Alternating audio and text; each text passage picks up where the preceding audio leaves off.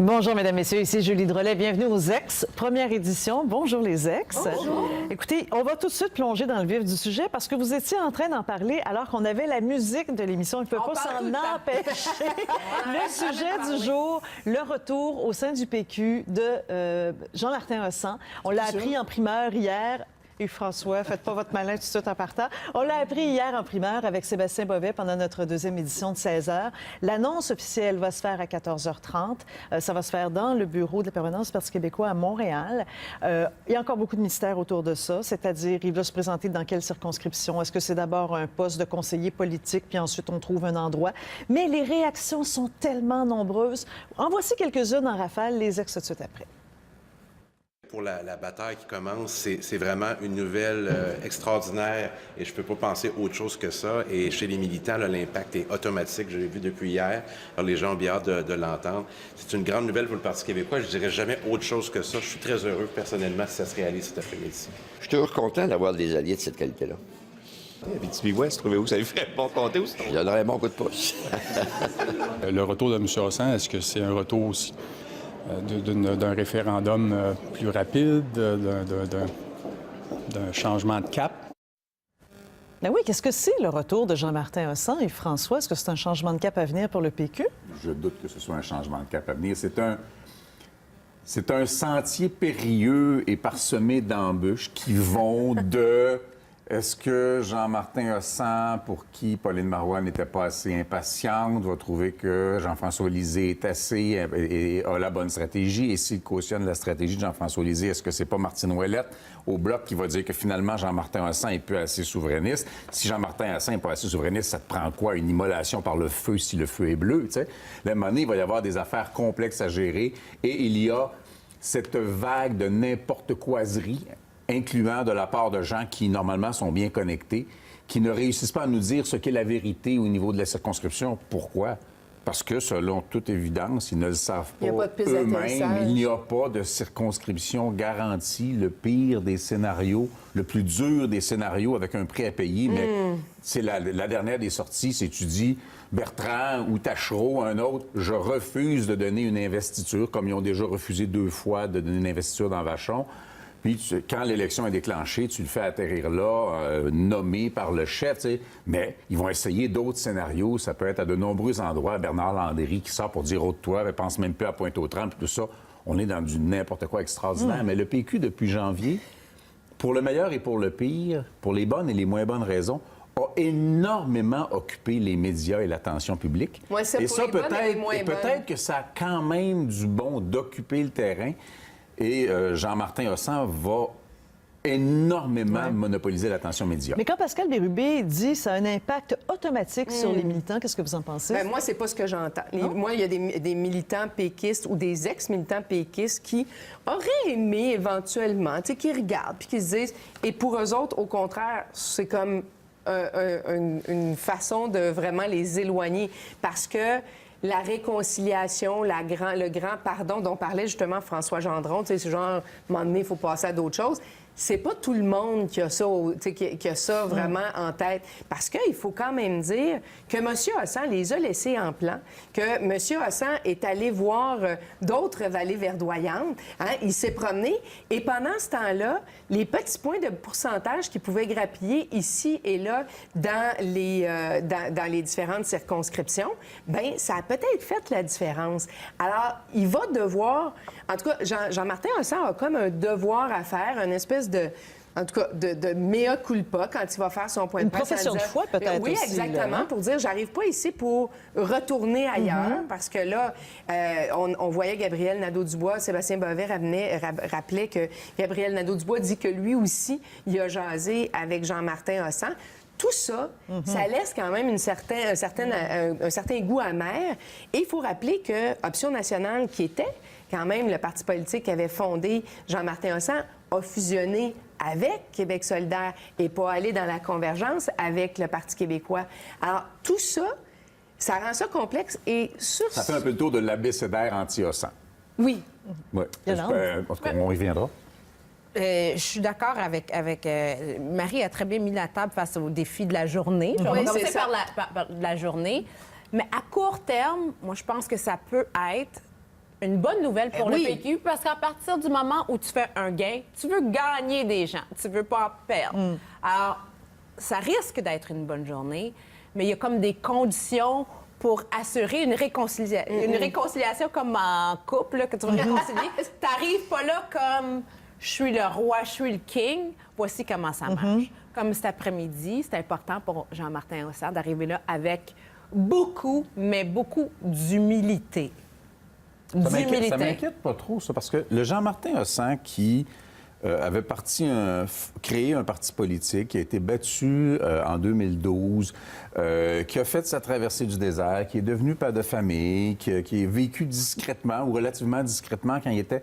T'sais, moi, j'ai été battu en 2014 et j'ai la prétention que je suis pas le même gars en 2018 que j'étais en 2014. Je suis pas plus modeste, là, j'oserais pas dire ça, mais... et je pense que Jean-Martin a aussi cheminé et évolué comme Voulez-vous qu'on le regarde, son cheminement? là. On va aller un petit peu dans le passé de Jean-Martin Hossan. On a préparé quelques extraits avec mon équipe. On a fouillé vraiment dans nos archives pour voir quels sont les différents positionnements au fil des années de Jean-Martin Hossan. Alors, commençons par le début. Il était avec le Parti québécois. Il a quitté le Parti québécois et il a expliqué pourquoi il a quitté le Parti québécois. On fait jouer un petit extrait. Donc, c'était il y a quand même plusieurs années, parce que ça fait 7 ans déjà, ce départ-là. On écoute Jean-Martin Hossan.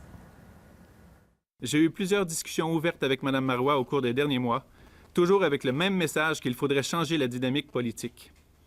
Mais peut-être est-il difficile de demander à ceux qui ont survécu pendant plusieurs années dans un système donné d'être la bougie d'allumage du changement de ce système.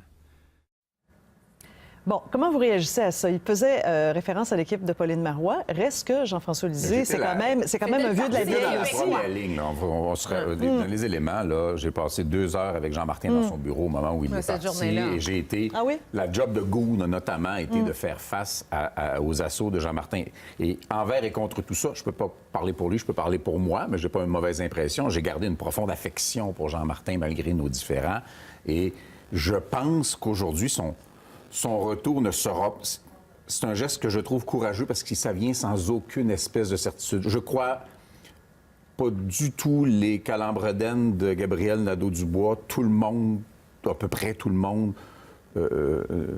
savait que Jean-Martin n'allait pas considérer sérieusement QS et que ça fait longtemps qu'il y a des débuts de discussion avec le Parti québécois. Est-ce qu'il a été sollicité par QS?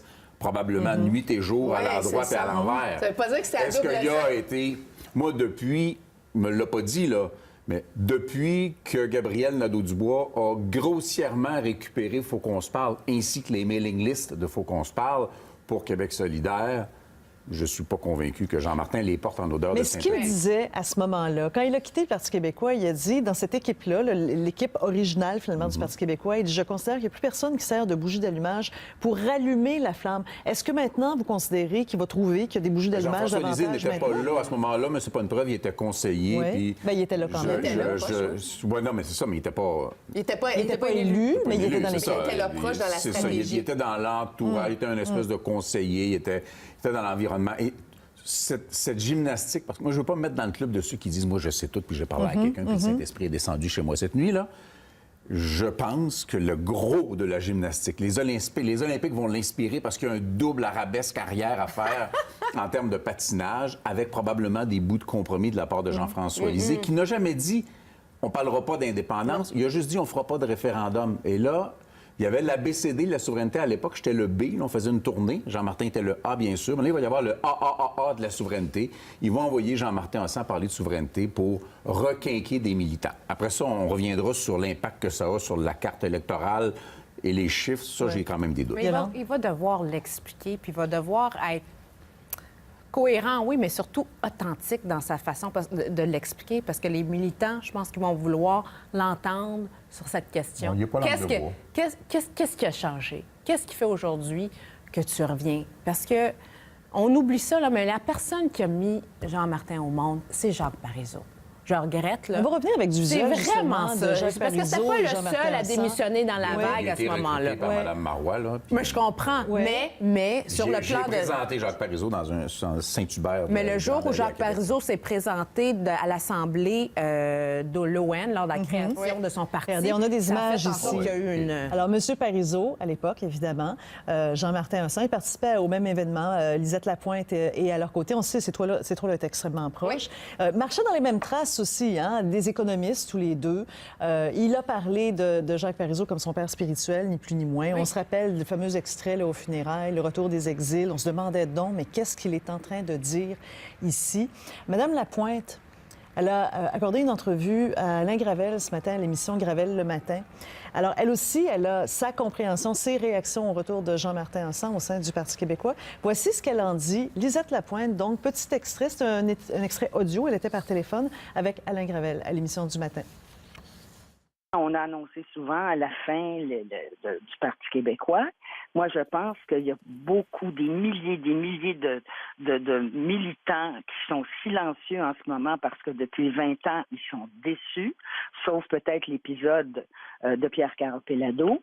Et maintenant, les gens, je pense, qui connaissent Jean-Martin Vincent, savent que s'il va là, c'est pour préparer la souveraineté et tout faire pour la réaliser. Alors voilà. Elle est convaincue qu'il va y avoir un changement de cap au PQ parce que Jean-Martin Vincent revient au PQ. Là. Bien, on va voir. Puis l'annonce de cet après-midi fait partie de... Tu sais, les défis de l'annonce de cet après-midi, il y en a de ça, là. On dit il sera conseiller. Alors, parce qu'effectivement, il y a un pont à faire entre maintenant puis l'élection. Fait qu'il va être conseiller.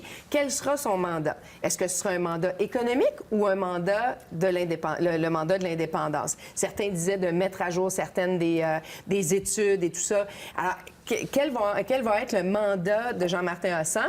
Et, est-ce que ce sera un mandat au parti? Est-ce que ce sera un mandat au cabinet? Ça fait partie aussi des questions qu'on va devoir poser.